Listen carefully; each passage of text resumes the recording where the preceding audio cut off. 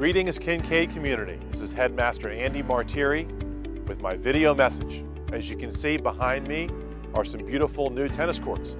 And no, we're not off-site. We are right here at Kinkaid. I'm standing in front of the beautiful new Kinkaid Tennis Complex with Kells Viewing Hill nearby and the Don Sanders Family Baseball Field.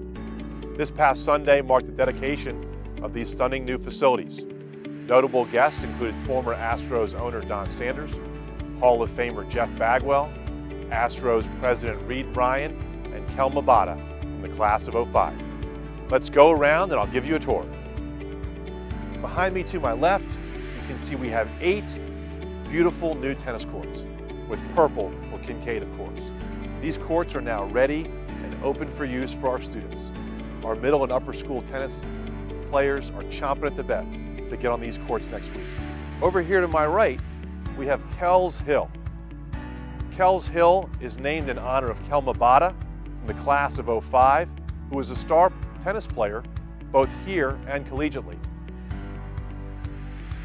Let's walk now into Don Sanders Family Baseball Field. This is our second baseball field here at Kinkaid. It'll be used for practices, some middle school baseball games, and is really a great venue for not only baseball, but for other sports to practice as well. Our football teams, our field hockey teams, soccer in the winter will have the opportunity, if needed, to use this practice space. It is a multi-season turf that is on this Don Sanders Family Baseball Field. We just wrapped up interim term in the upper school, which is one of the signature experiences here at Kinkaid. During the first 3 weeks of January, our 12th graders completed their professional internships, and our 9th, 10th, and 11th graders had the opportunity to take approximately 100 different special interest classes offered. There were also 4 major trips, including a science trip to Wyoming, home stays in Spain and France, and an art history trip to Italy. We're fortunate this morning to have 2 upper school students, Sanders and Noah, who went on those abroad trips I just mentioned. Thank you for being here this morning, Sanders and Noah. We appreciate your time. And Sanders, tell us a little bit about your biggest takeaway from your trip to France. I think that it's, even when you forget some of the language, especially the first day when I was really nervous, I'd forget a lot of things.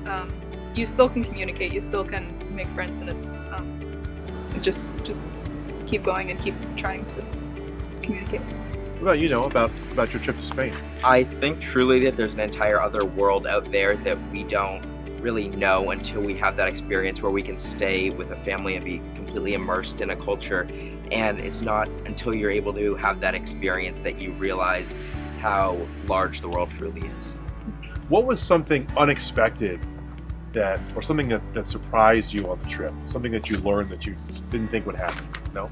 I don't believe that you understand truly what you're capable of until you're surrounded by people that can't speak your native language, until you're surrounded by people that can't speak English. And it's not until you're pushed to that point where you're almost where you are forced to speak Spanish that you realize what you're truly capable of. And I think there I truly learned and I could appreciate the true scope of my abilities to speak Spanish.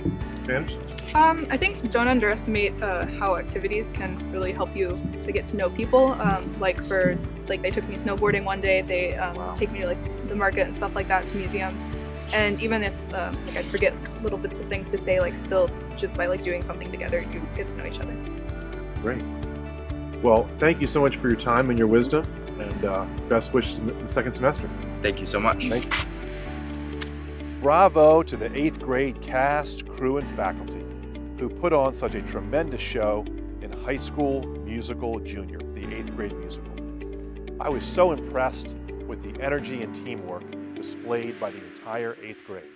Bravo, students. Coming up in the lower school, our parents and facilities team are hard at work getting ready for another exciting international fair.